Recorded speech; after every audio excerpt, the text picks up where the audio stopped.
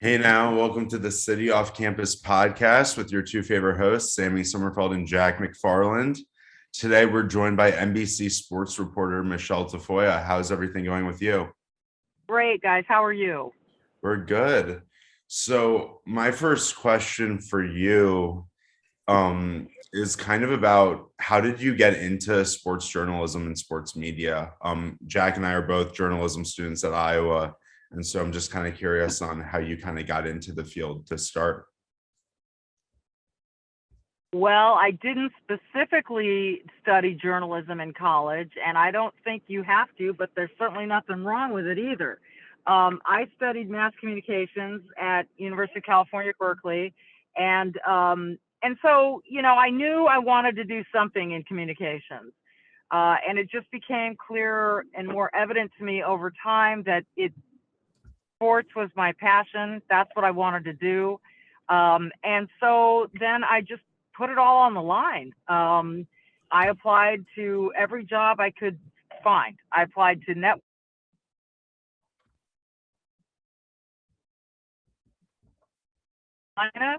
and I just the kind of commitment it takes, and it takes the willingness to move from Hermosa Beach, California to Charlotte, North Carolina to take that first job if you're really going to commit to it.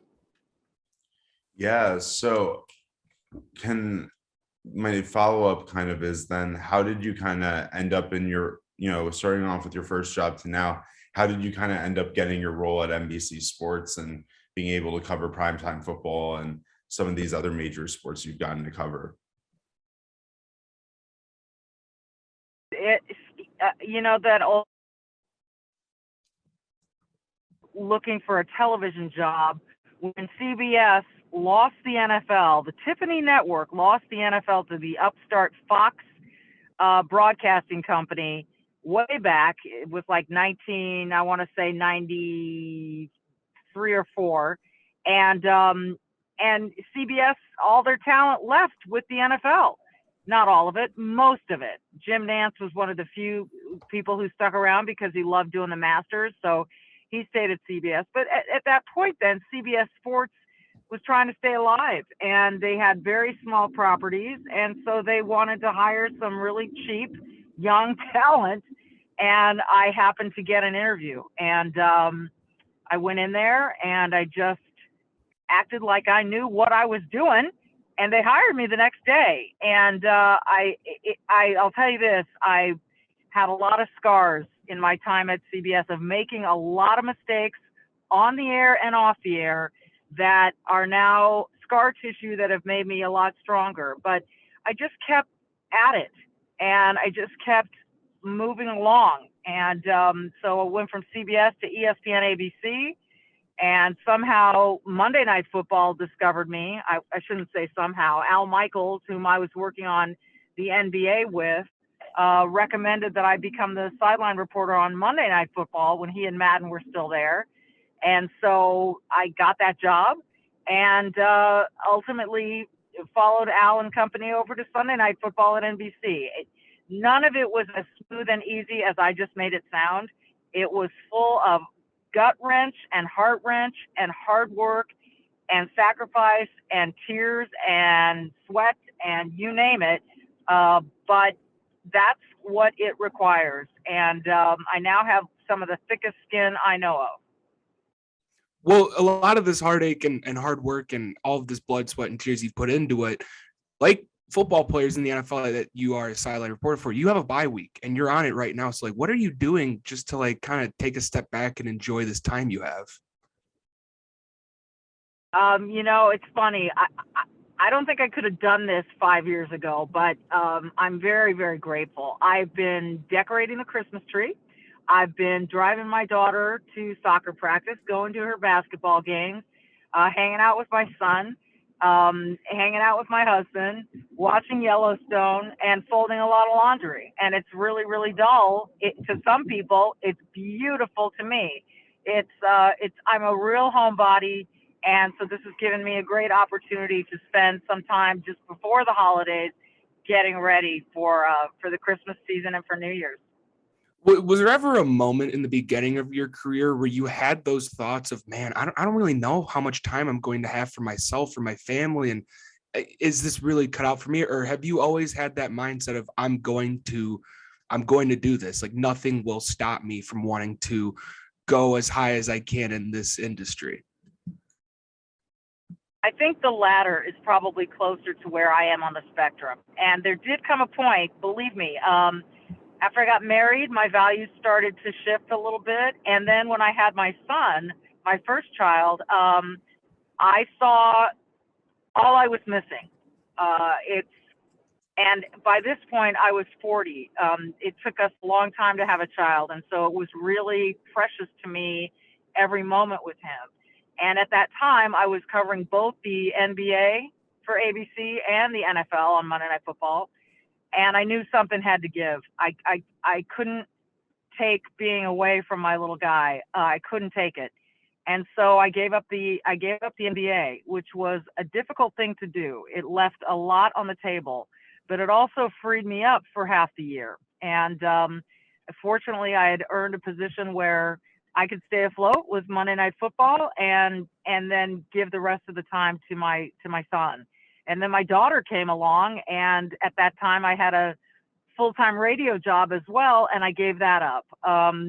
So you have to make choices along the way. There's no question. But I think I wasn't really forced to make those choices until I was in a good position and was able to make, I think, some really reasonable choices and still keep the high-profile job. But believe me, I have missed Christmases, Thanksgivings, birthdays, you name it. I've missed footsteps. I've missed crawling. I've missed words. I've missed a lot. And that is a massive sacrifice and something that doesn't rest easy with me. So you make that decision when you go in, though. It's what you sign up for. So you can't complain about it because it's what you choose. So you talk about having the opportunity to cover the NBA and the NFL simultaneously during your career. Can you talk about the differences in covering the sports? Being an NBA reporter and being an NFL reporter? Yeah, the first and most obvious difference is that you're indoors for the NBA, and it's a whole lot more comfortable, and the games are a lot shorter. So to me, in retrospect, it was easier in that regard. It was more difficult, however, in that there were so many games every week, and then you get to the playoffs, and it was like nonstop. And so that's a big difference. I think the NFL, because it's once a week and you really have to grind, and this is a high profile show, Sunday Night Football. And so I'm dropping my daughter and her friend off here, so I'll just say goodbye, guys. Have fun. Sorry about that.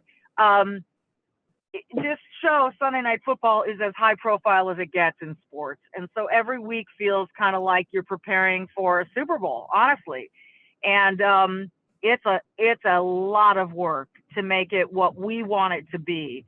And one of the things we pride ourselves on in Sunday Night Football is being, prepared for anything and everything. And that's what we try to do. And that takes a ton of tedious work, detail work that is just so, you want to pull your hair out because you got to do it. But it's important. And then when it comes in handy, you think, oh, thank God I did that. Whereas the NBA games were so frequent and they're shorter, and there are, 5 guys on the court per team versus 11 on the field per team for the NFL. It's the preparation is different. It's just different. And I would say it's not quite as much heavy lifting as the NFL.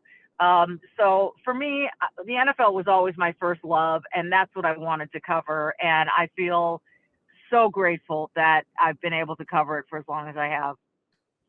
So you kind of talk about the preparation, and that's something I was really curious to ask you about and dive into. What's kind of the planning schedule of Sunday Night Football, and what's kind of the time commitment that goes into it? Like, when do you get to a city that you're covering that night? Like, is it like a week out? Is it a couple days out? What does that kind of involve? And what are kind of the planning meetings like, and the pre-interviews with the different players and the different coaches? Well, I'll try to give you an example here. So let's say it's New Orleans at Tampa Bay, okay? The Saints at the Bucks. The Monday I fly home from wherever I was the Sunday night before. When I get on that plane Monday, my focus is, all right, let me get these rosters straight now. Now I got to prepare for Saints and Bucks.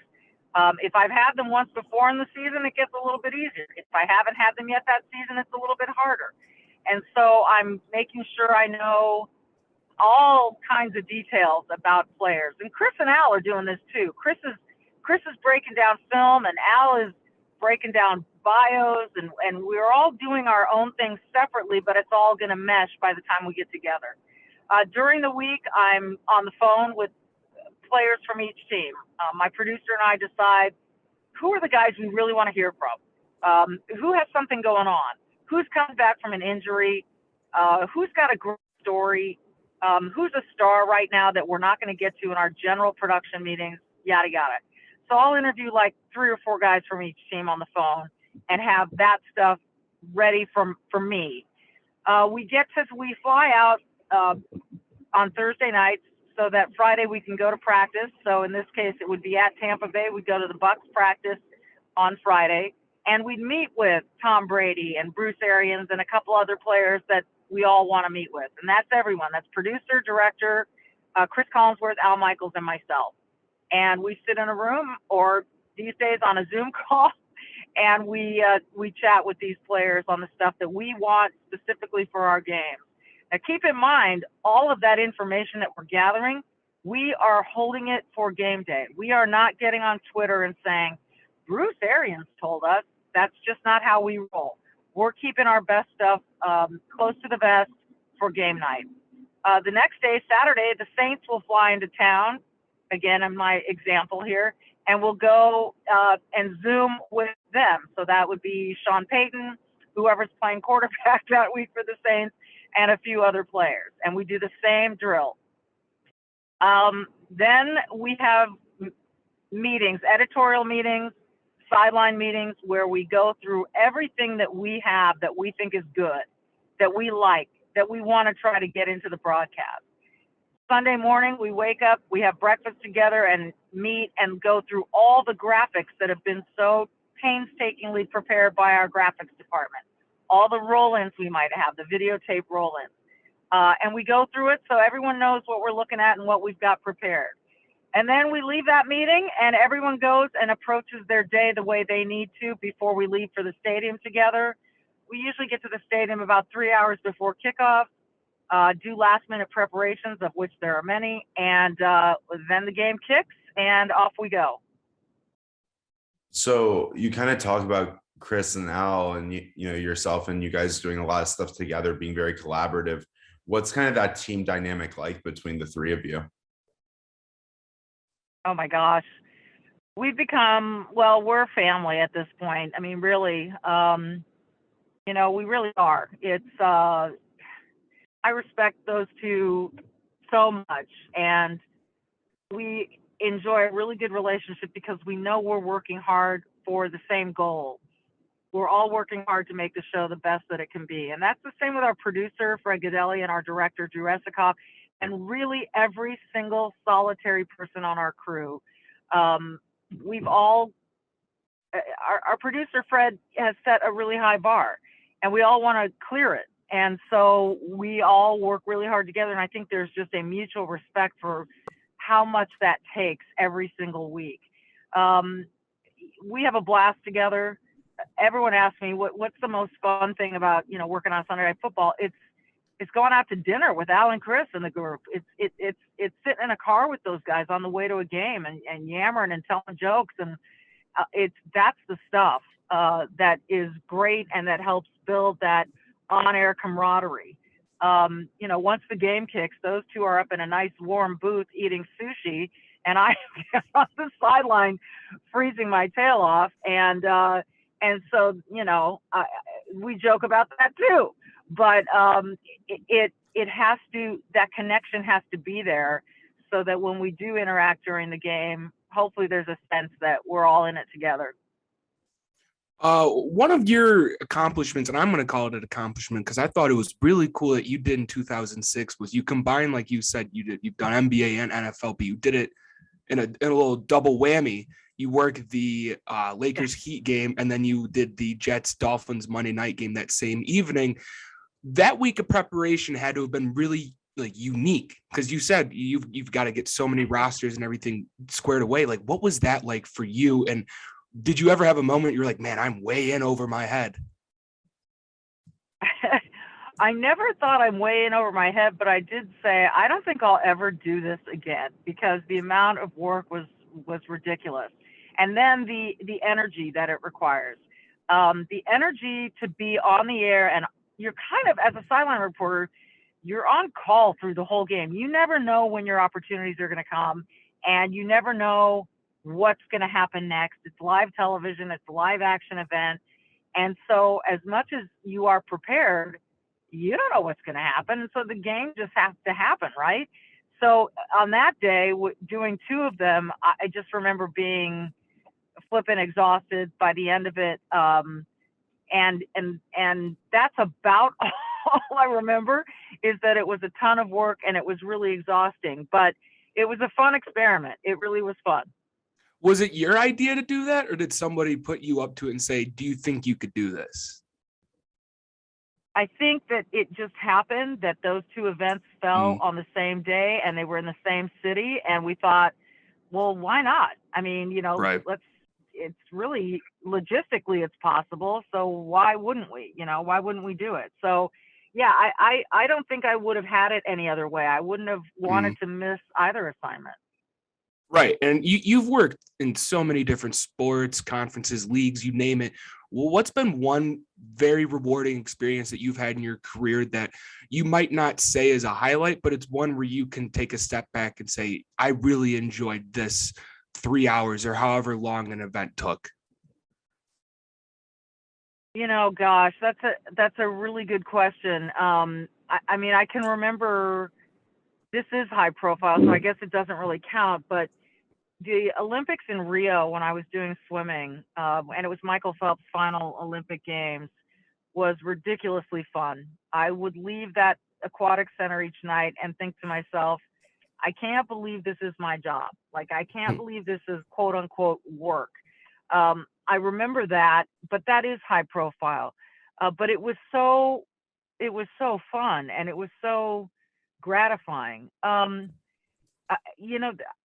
have enjoyed everything, and not everything has been easy and not everything has gone smoothly, but it's all sort of, you stack one event on top of the other on top of the other, and it makes you who you are.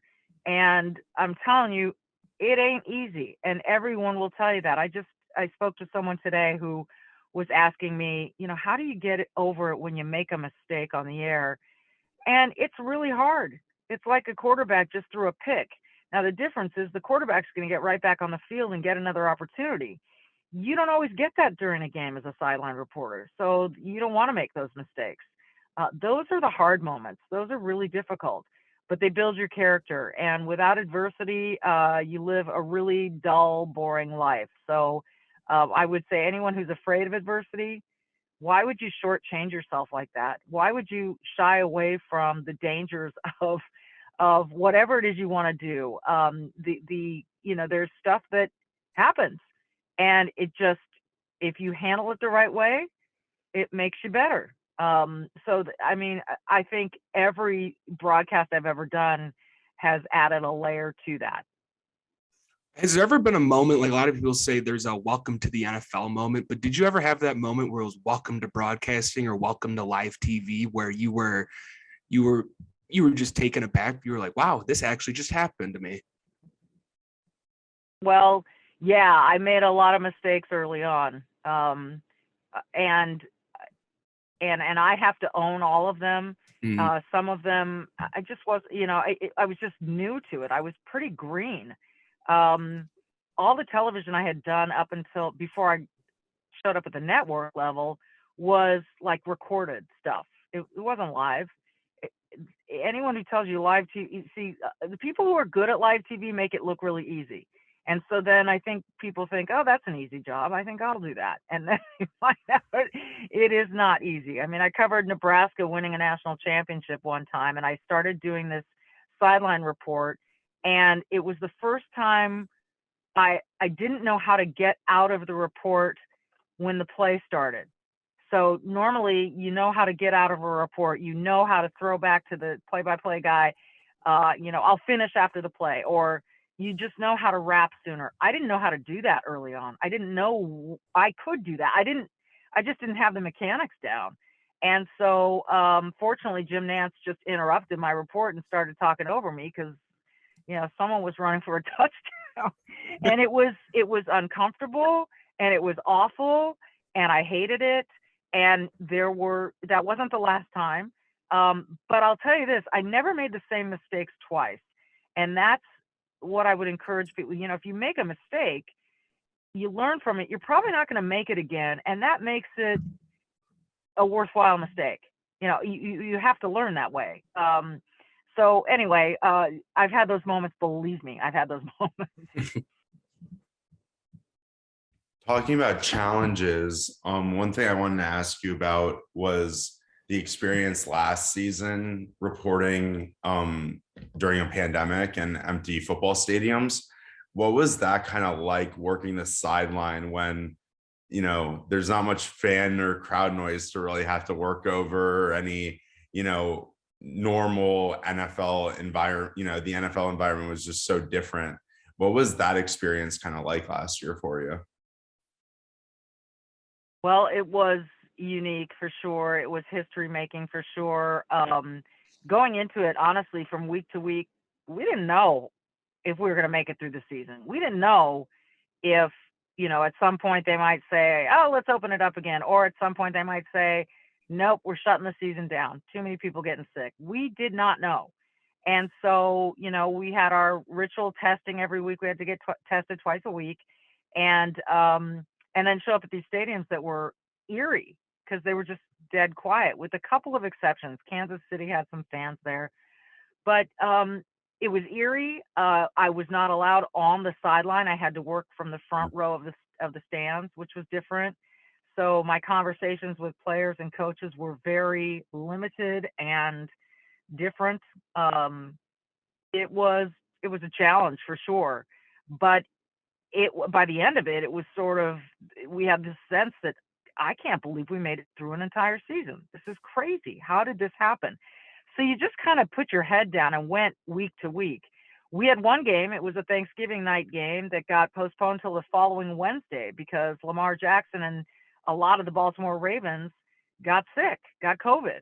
And so the game got postponed and postponed again and postponed again. And we were just in and out of Pittsburgh and waiting for this game to happen. So it happened at like 3:00 on a Wednesday afternoon instead of the previous Thanksgiving night. That was as close as we came to a cancellation. But, it's really remarkable that we all got through it. We did what we had to do protocol wise and logistically speaking. And I'm glad that's behind us. And I truly think it is behind us. I think we're equipped to go on with life as normal in the NFL. I'm saying that quite hopefully. Yeah. So being someone who's been in broadcasting and reporting for, has had a career in it, what's like gravitated you to sticking with sideline reporting compared to, doing an in-studio show or, even, just doing other multimedia type of projects, or like, what is it about the sideline that you've been very, gravitated towards? Like, what do you enjoy most about that role?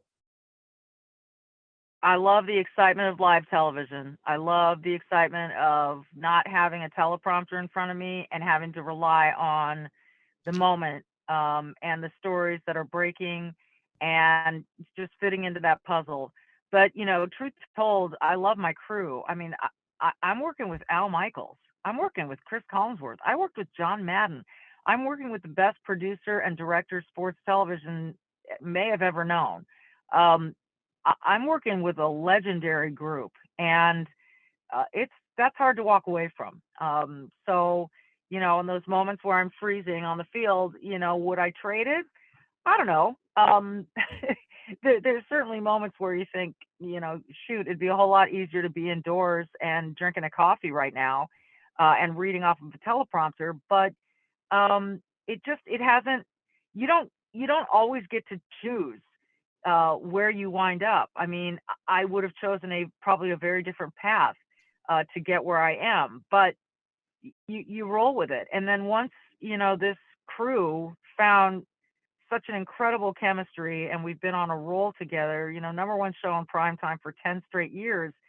No one really wants to break that up. So while I've had other opportunities, NBC has asked me to stay, and have shown their gratitude in a number of ways. And it just, you kind of go, yeah, this is I'll do this for the foreseeable future. And so, but again, I think it's such a great group, and it's my family away from home, and that's not easy to walk away from. Yeah, and you kind of talked about, the freezing cold games, and that was something I wanted to ask you about. Was what are the harder games to work? The freezing cold ones or the super hot ones early in August, or late in August, early September? Definitely, definitely the cold ones. I would take hot over cold any day. I've been in some real painful. I'm not joking. Painful situations in the cold, where once you get off the field, you're like ready to, it can be painful. I don't like to go hide in the hallways, although I've certainly found respite there in moments in the tunnels of the stadium. You want to be there and see everything, but it is. So I've learned over the years how to, put the heat warmers in the boots and what socks to wear and how the whole 9 yards. I mean, you really, it becomes a study, and then you just gut it out. But definitely I'll take the cold over the hot. I mean, I'll take the hot over the cold. I said that wrong. I would take the hot over the cold. So is it fair to say that, the November, December games for NFC North, AFC North teams are kind of the ones you're least looking forward to that time of the year?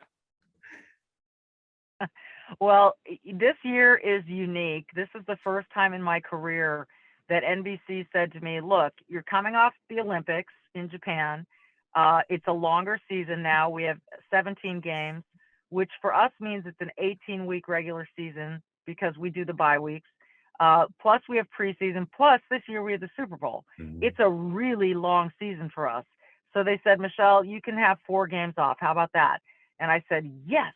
So the instant the schedule came out and I saw 2 games in Green Bay in December, I said, I'm taking those 2 off.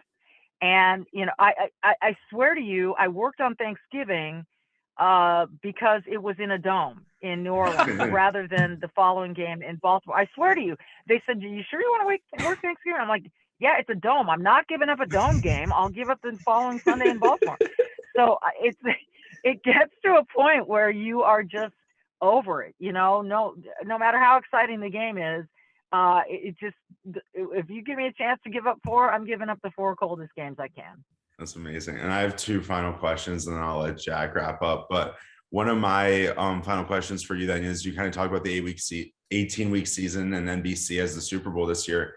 So when you get to that Super Bowl, is it more of the season's finally over, like kind of ready to just get the last push, or at this point in your career, is there still the excitement of broadcasting a Super Bowl? Like, what's kind of that Super Bowl experience for you now, leading up to it and during, when you get the opportunity to work those types of games? The Super Bowl is worth all of it. It's so fun. It's the night that you realize, that there are, most of the world is watching, right? Certainly most of America is watching, and a lot of the world is watching. And to be at not the center of attention, because you're not, the teams are, but to be at the center of the action is exhilarating. And I always take a moment right when that opening kick happens and all the flashbulbs go off in the stadium. I watch that. I don't even watch the kick. I watch the flashes go off, because it's just one of those things. The opening kickoff of the Super Bowl, it's crazy. It's cool. Everyone is so excited. And then you just hope to goodness that you have a really good game. So yes, by the end of it, you are kind of just intoxicated with the fact that it's done, and you're like, yes, we're done for the season. But going into it, you want to be at your very best, just like all of the players do. Yeah, that's really neat. And my final question for you is, and I love asking people who are sports media professionals this question, but what is like a piece of advice you would give to aspiring sports journalists or aspiring sports reporters or people who want to, be in a position like you or be in a position like Al or someone else like that? Ask yourself how badly you want it. And if you really, really, really want it badly and you believe in yourself, then do whatever it takes. I legally, of course, and do the right things. Do the right things. Always do the right thing.